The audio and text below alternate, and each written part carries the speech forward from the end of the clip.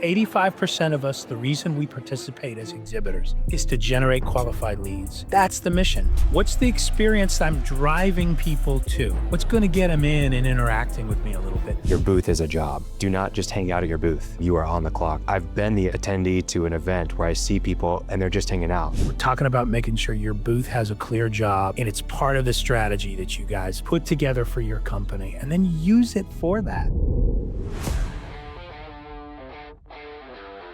Strong companies, lasting partnerships, powerful events. Welcome to the Experience Builders Podcast. Chris, we've been doing some of these exhibitor episodes more recently. We're kind of continuing on that trend. We are. I'm excited to play this exhibitor role for you. Should be a lot of fun. I've learned a lot from these, and I think we've heard good feedback from people that, oh, wow, like that's such a great perspective, and it's helping them with understanding exhibiting, but also even how to sell to exhibitors as well. So no, I agree. Khalil, I'll tell you what, I mean, the sobering fact is 1 out of every 3 employees that has entered the trade show and business event space and since, post-pandemic, 1 out of 3 working in the industry now is new, right? So we always think about that in terms of those that work for the businesses that are in the business of events. I think the same thing is absolutely true in for the millions of exhibitors that are, no longer, the trend isn't a dedicated trade show manager for all events, and they've been at it for 20 years. It is, Marissa, the marketing communications coordinator, she's been at her job less than 2 years. And I love, these shorts and these topics we're covering and what we call snackable bites, I think are really going to help that individual onboard and learn, and at the very least get fluent in what the issues are in trade show world. At the most, they're going to ask better questions and help their own company and really help their own exhibit house. And so we have had a lot of our exhibit house partners ask about it. They heard a couple of things that we did that were sort of exhibitor centric. And they said, please, sir, we'd like some more, knowing that we're not structured to work directly with, CrewXP is not structured to work directly with those exhibitors, but we think we can help educate them and give our partners a tool. So glad we're doing this, really am. Yeah, it's a lot of fun. So today we're going to be talking about the job of our trade show booth. And actually the way that I think about this, there's a great book out there, but also a framework called Jobs to be Done. And it's by a guy, Clay Christensen, Harvard Business School guy. And he has one of the best analogies of jobs to be done. He was doing some consulting for McDonald's, and through sitting at a McDonald's for 24 hours a day for like a month, they did some research about their milkshakes. They were trying to increase milkshake sales. And what they learned from the experience is that the best time of day for their milkshakes to be open, because have you ever been to McDonald's and like, oh, ice cream machine's down? I've never been. Wouldn't dream of going. And if my wife is listening, I said it twice. There you go. So essentially they would be shutting the ice cream machine down at midnight or whatever it is, if they're open 24 hours. And they did that so they could clean it out, all this stuff. And they wouldn't open it again until after lunch or around the lunch hour. And what they realized through this experience was that they were trying to figure out what's the job to be done of the milkshake. Like, what is the milkshake's job? And they realized that the number one time for sales opportunities for growth for the milkshake was between 4 a.m. and 8 a.m. And the reason why is because their milkshakes are so thick that the job of the milkshake for the person buying it was the people who had these long commutes that were driving hour and a half to get to the office. The milkshake was so thick that they couldn't slurp it up in 5 minutes. It would take them 20, 30 minutes. Rather than the donut that they have in 5 bites, they could have the milkshake and it would fill them up, but it also would last the entire drive. And that's what the job to be done was. I would never have thought of it in those terms. By the way, I don't know anything about eating a donut in 5 minutes either. So just FYI. There you go. Well, I'm more of a 10-second guy. You know what? What I love that we've been doing lately, Khalil, is breaking things down into just commonsensical language. So when we say what's your trade show booth's job? Mhm. People go, well, it's your booth. You're supposed to just have a booth. Well, if you really drill down into that and go, well, is your booth's job to stop the people? And that's not the staffer's job, but you're relying on your booth to do it? Is your booth's job gonna, you know, introduce a new product and you've got it almost like a little mini showroom or feature product area where you've got that? Is that its job?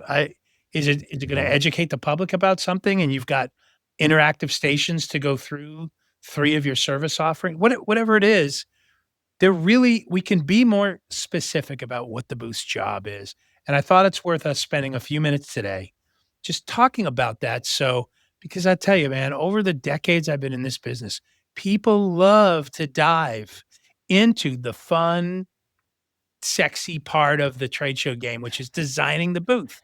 But Yeah. if you're not sure the shows you're going to yet, if you don't have clear goals, what you want to accomplish in front of that audience, what do you design? How do you design to accomplish and get the results you want if you sort of just skip right away to step 3 or 4? So this is great that we're talking And about this.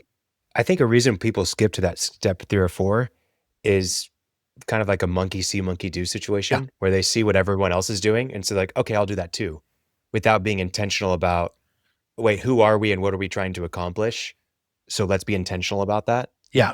rather than just doing what the other competitor's doing or whatever. It's an easy way to just spend a lot of money for nothing, in my opinion. So how do you start? What should you know? What's your approach to defining your trade show booth's job? Step 1 is, you selecting the right show and you go, "Who's the audience we're gonna be in front of? Are we going" and it's gonna be purchasing agents we're talking to? Is this because there's a certain thing we're gonna talk about with them, maybe talking about pricing, maybe talking about some of the features of our machinery or whatever our product is. Is it engineers that are gonna be there? Is it owners and C-level executives? They're more interested in talking about the solution and the results they can get from using your product or service, right? So it really comes down to who's the audience that's gonna be there, and our message has to then be crafted around that. And when I think about the message, you go, "Well, I'm gonna be in 400 square feet. It's a 20 by 20 space. So I'm gonna need a private meeting room area. I'm gonna need a couple of open conversation discussion tables. I'm gonna need a reception station, a place where people can come up and sort of check in and we can sort of pre-qualify and either send them on down the road, we're not the folks you need, or bring over somebody that I can engage them with who will then take them around our 3 little kiosks that, have, individual, presentation information for. So, point is, Mm, who's the audience? I wanna know who that is. And what is our message gonna be to them? How are we gonna communicate that? If you're in a small 10 by 10 space and you don't have a separate station for all 3 example of your offerings, the burden's really on the staffer to be dynamic and be able to tell that story without a lot of those visual aids. My opinion, Khalil, I think if you're bringing your corporate 27-minute sizzle reel, um, you're not gonna be able to use that as a presentation tool. That might be something you have playing in the background. If it's a lot of hard, fast cutaways, maybe some high energy music, that might help keep an interested or not interested, but a curious person, uh, waiting for 30 or 60 seconds. But you're not gonna keep them there for 10 minutes while you finish up a one-on-one meeting. So, um, yeah. So what are some of the more successful things that you see people doing at shows to get the messaging right every time with their target audience? um, So, 1 is understanding who your target audience is. 2, Right. select and prepare your staff accordingly. So you've got your message, but, have you thought we're gonna need at least 1 technical person in the booth, and we're gonna need 2 people that are really good at engaging and getting people stopped and talking. And then there needs to be a Yeah. transition to hand off. There's gonna be, somebody who's also staffing the sort of the greeting station, the reception station. They can be a buffer and a filler, maybe you don't hand a questionnaire or to an attendee. You might want to be the person that uses that as the discussion prompter. And as you're holding it and sort of, you're not really, you're reading off it, but you're really saying, glad you have a few minutes. Khalil's going to be ready in a second, and he's the one I really want you to talk to. But can I ask you a little bit more about the investment you guys are looking to make? What specifically did you come to this show looking for? Okay, so you need a software like ours. Okay, very good. Are you familiar with us? Have you had any experience? Whatever. You're buying a little bit of time until that expert that can step in there. So I think preparing the staff, one, you've got your message clear. Two, everybody's going to know what their job is in the booth. And the booth's job is to complement what that strategy is. There's a meeting room over there. That's for when we get to stage 4 of the engage, qualify, present, and we're ready to ask them to close on some kind of a commitment. If it's educating them, then we're going to go to our, we know how to do that, and we've had our dress rehearsal. By the way, I'm a big fan, Khalil. I can't say enough about preparing that staff to behave in this very unique and different environment. How do you do that? How do you prepare them? So somebody needs to be assigned. We used to call him the booth mom. But there's got to be a booth captain, somebody whose your job is to say, okay, guys, we're going to have 4,500 people walking through the show today. We're not going to have time to talk to all of them. Don't have the conversation in your life with just anybody that stops. Let's have a couple of qualifying questions that very quickly will tell us to either release. So we've engaged, let's disengage, right? Hi, are you the person responsible for software investments about, blah, blah, blah? Oh no, I'm here, because I'm the girlfriend of so-and-so. Okay, great. Well, enjoy the show. There's a lot of great free stuff, right? You're going to get through 19 no thank yous before you find a yes, please, let's have a deeper conversation. But I think you've got to have a couple of qualifying questions and then just don't keep talking. Don't be afraid to disengage. You're going to have to get through the majority of no's to get 100 qualified conversations going that day as a team, right? So super disappointed. We've been at shows and somebody goes, well, we ended up with about 17, decent conversations today. There were 4,500 people at the show. How did we only have 17? We need a better strategy. So there's got to be a strategy. You two are on the edge of the aisle. You guys are getting people stopped and talking. You two over here, you guys are doing product demonstrations. The rest of you, if you're not on duty, if you're not on the 9 o'clock to noon shift, don't be in the booth. Don't hang around. Don't sit here. Don't be comfortable. Go walk the show. Go prospect another way. Go catch one of the breakout sessions or seminars. If you're on duty at 12:01, plan on being here 15 minutes early. We can give you a little handoff about, what the traffic's been like, what people are interested in, blah, blah, blah. But there's got to be a conversation like that happening. And always that booth captain has to remember, you have a wrap-up meeting for 15 or 20 minutes at the end of the day. So this is when everything is fresh in everybody's mind, right? So I want to know, oh, did you talk to the guy from Wisconsin? They're going to be buying 32 machines for their plant in the next 6 months or whatever that is. Let's make special notes about that. Is there a chance we can get them back in here again? I mean, this is the way it works. It's not so many people still, particularly newer ones, they're not given any direction. And they show up in the booth and they stand there very often broadcasting how uncomfortable they look and feel because they weren't given any clear direction by their team about either messaging or what the goals were. So you gotta, again, it's not enough to stimulate the information. How are we capturing that? What's our plan to communicate that back to the follow-up team? So every night when I was that booth captain on occasion, I was back in my hotel room uploading all that information to the team who was already putting follow-up packets together back at the office. So, those are going out literally, if the show's Monday through Thursday, those are hitting the mail on Friday. So there really has to be much more of a than just sort of winging it and freestyling it. If you have visuals in the booth, AV presentations, product. By the way, if you have a product or something kind of widgety, make sure you know how it works. I mean, have you ever walked into a show? It could even be a local home show, and somebody's trying to show you how something works, and they're struggling with it, right? And you go, man, you can't figure it out, and you work here. So what are we doing? So you really have to realize you are on duty. That's why I always use phrases like dress rehearsal. You wouldn't want to go to the theater and expect to enjoy the show if the actors didn't go through the blocking and the traffic flow and their lines. And obviously they have to say it in a very believable way as well. So very, very similar to that. So Yeah.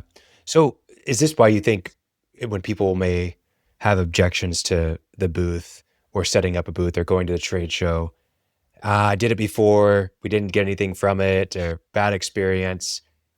I mean, is it basically like, well, did you understand the job? Did you understand the assignment? oh, that's a great question. I think a lot of times what they're not saying, Khalil, is my remembrance of that show was how uncomfortable I felt. Mm. And nobody's going to fess up and take responsibility for why the company didn't get results. It was a bad show. Traffic was soft.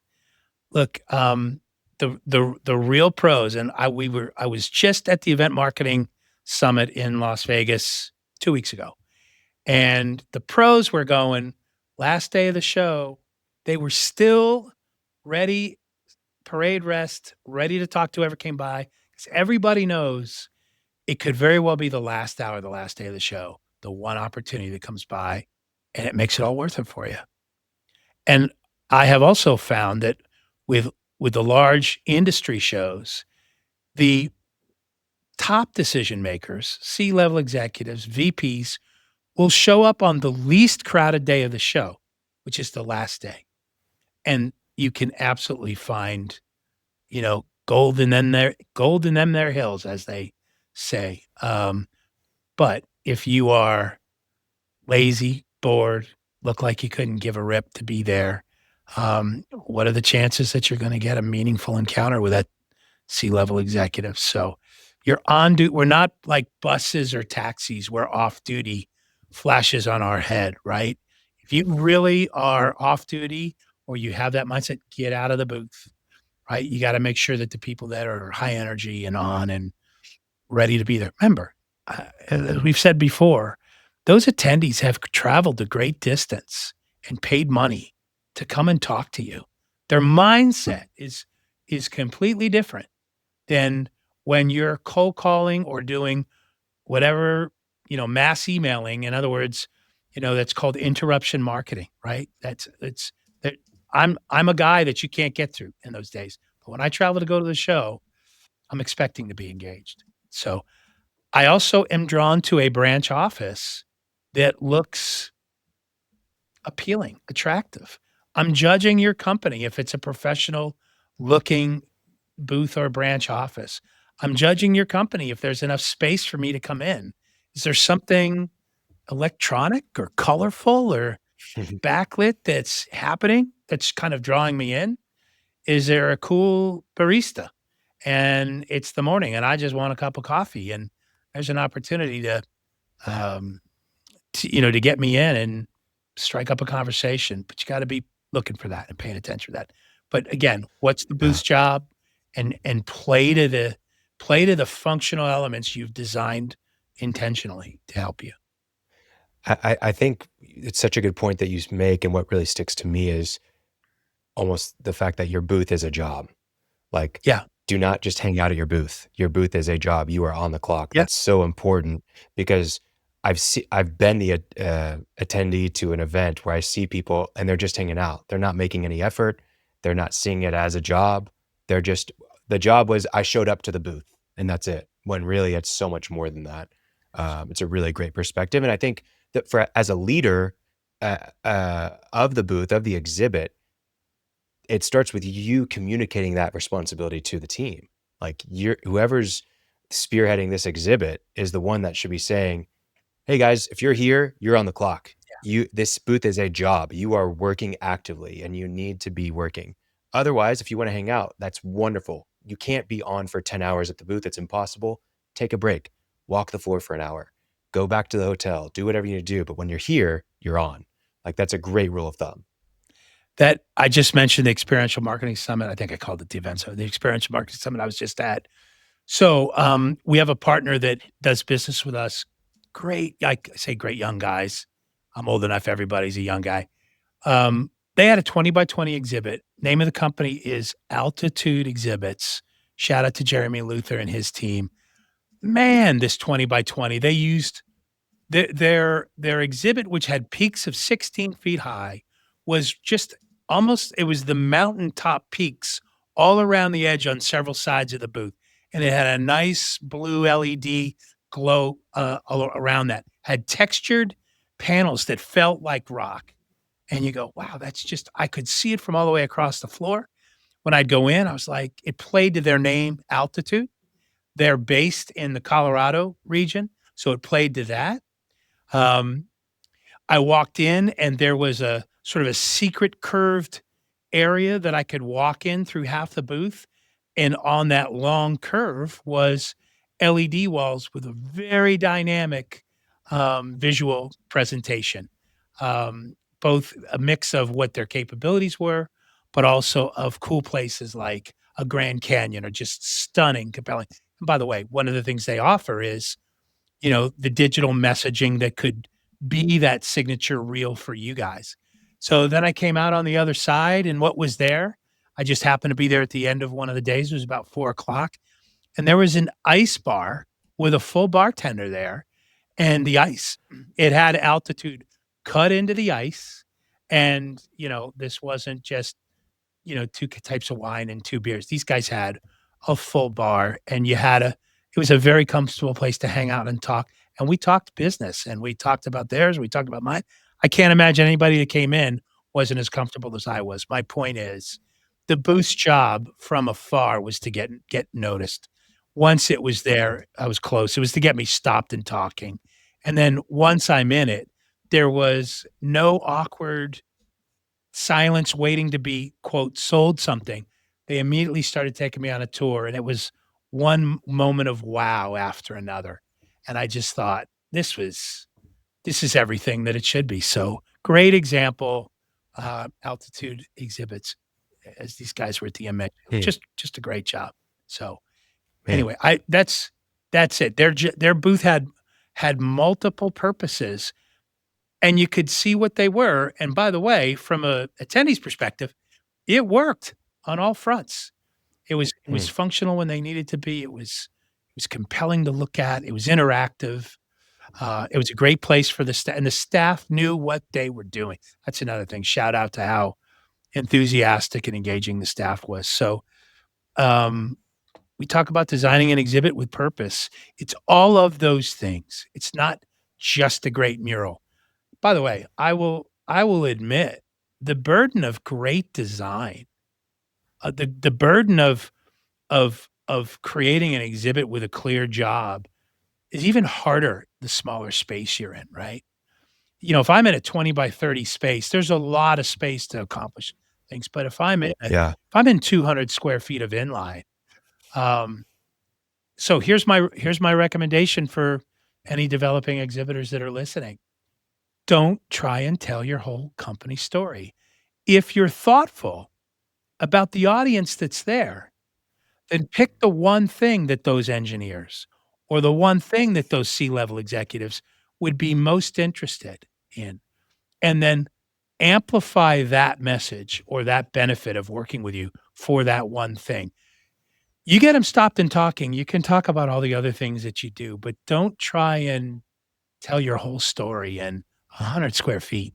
It looks like noise and you won't be successful. So I would say have some fun exaggerating one benefit of doing business with your company. If the booth's job is to get them stopped and talking, you can always elaborate. You can always set up a follow-up call or appointment afterwards, right? So That's a big thing. It took me years to figure out. And this is, I'm just trying to think from the perspective of someone putting in a booth, like it's going to be so hard to get these things right DIYing it. It's also, I mean, whose responsibility do you think it falls on? Is it the exhibitor's responsibility? Is it the exhibit house's agency that's building this booth to come up with the intention and the design? So that's a great question. I think be honest about who you are, Khalil. If you're a startup and this is your first foray into going to the large industry show, man, hire the professionals to help you with everything we just talked about. The branch office, the messaging, the figuring out of all the logistics. You know, you and I have had in a previous conversation, we talked about it starts with bare concrete floor. What do you need for electrical? What do you need for Cat 5s? What do you need for cables or any other accessories? Starts building your ground, and then what are you building up from there? If, the smaller booth you're in, I think you want you want some kind of a visual speed bump it's an appealing branch office. When you walk through the mall, we had a conversation not long ago. We talked about how great big malls are to jumpstart ideas for designing a booth or getting people stopped and talking. I know when I'm drawn to cool lighting or soft natural wood colors but if you just if you treat it like a billboard and you inundate that back wall with text and copy and messaging, I'm here to tell you if you're new to shows, nobody goes to a trade show to read. Nobody. You have 3 to 5 seconds to really get their attention. And, there was a great, I saw my friend Scott Toker, who is a, uh, you know, very well-known magician in the trade show and business event space. A guy could be in a 10-foot space, and I'm telling you, he's gonna get a crowd within 2 minutes. He's just amazing. If you don't have that infotainer, as Scott calls himself, you don't have you don't have that guy. You need something to slow people down. Um, I think I shared this, you and I had another conversation. I remember a startup that was a new air ambulance company, right? And, you paid a membership and so for people that travel, you end up with food poisoning or, some strange thing from a third world country that, invades your body, you can make one phone call, and within 6 hours, they have a plane and a medical team coming to pick you, and they Whoa. will come get you, take you anywhere in the world. That's part of what your membership is. But nobody ever heard of the company's name because they were new. So, they had this great shot of the jet on the curvature of the Earth, and the header up top just said, um, "A benefit that could save your life, dot, dot, dot." Now, you'd walk past it 1 or 2 times until you had to walk in and say, "What is it?" Right? Well, it's done its job. Its job is over. You're stopped. Now the staff has to step in and make that pitch, right? So, if I come around the corner and it's a 20 by 20 and I see 2 sides of a 10-foot by 10-foot meeting room, the outside walls, and they're just this beautiful panoramic view of the Grand Canyon.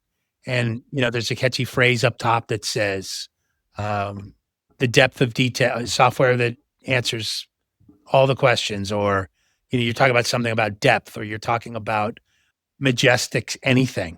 It's done its job. Wow, that's a great picture of the Grand Canyon. Don't sit there and go, "Hey, man, isn't this a great picture of the Grand Canyon?" Say, "No, you think that's impressive. You got 3 minutes? I'd love to take you through what we're doing." "Well, what are you guys doing here today?" "No, no, I'm good." "Well, listen, they can try and deflect you. Your job is to get in there and engage. Say, 'Look, I promise you, there's a little prize if you at the end. I'll get down and I'll do a one-arm push-up for you here if you just sit through my presentation.'" Just have some fun. You can't underestimate that staff. We've talked about this before too. 6 months after the show is over, however brilliantly you've designed that booth, however you've managed to make its job, or 6 months after the show's over, 80% of what that visitor's gonna remember is that brief encounter with you, the staff. So, can't say enough. There's not one thing, it's all of it. It's how are you getting them stopped? It's what information are you capturing? It's what device are you using to capture that? And now with AI, like we've talked about our friends at Backtrack, Jordan and Hunter have been on the show, and I mean, you're talking about your own cell phone can now become a lead retrieval device with an app that just allows you to reverse engineer that capture into an actionable lead. That's amazing. The shows usually have something as well, so there's always listen. There's just none of this is by accident.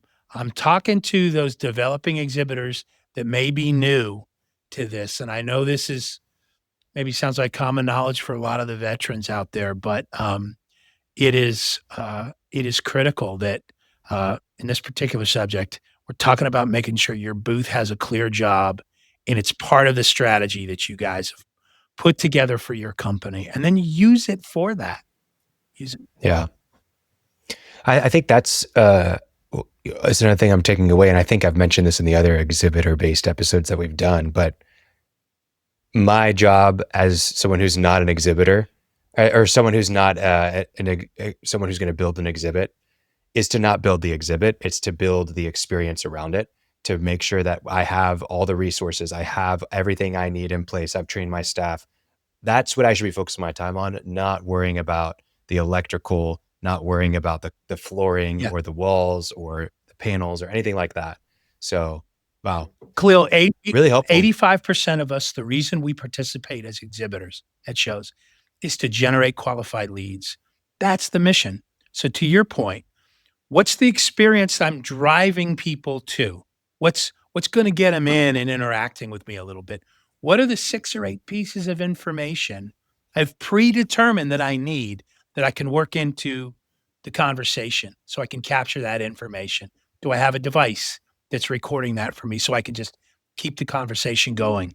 Let the Backtrack software or something like it then turn that into a qualified lead for me. And do I know where everything is? I've got open discussion tables so we can sit for a minute. I do have a presentation on a 65-inch screen that's going, but I know it's only going to talk about this and this. We're not going to go stand there and just watch a company video, right? If I do need a technical person, where are they and are they available? Do I want to make sure that they are available? If there's a handout or a giveaway or a gift of some kind, when is my moment to step in and hand that to them? Do I ask them? Do I remember to finish by saying, I appreciate a few minutes of your time. Here's my last question that I always ask. How would you like me to follow up with you? And then be quiet. They'll tell you. By the way, and then follow through. Don't follow up, follow through. I learned that in my golf lessons, right? When you want to swing, want the ball to go where you want, you follow through on the swing. You point your stomach to where you want the ball to go. So leads are the same way, follow through.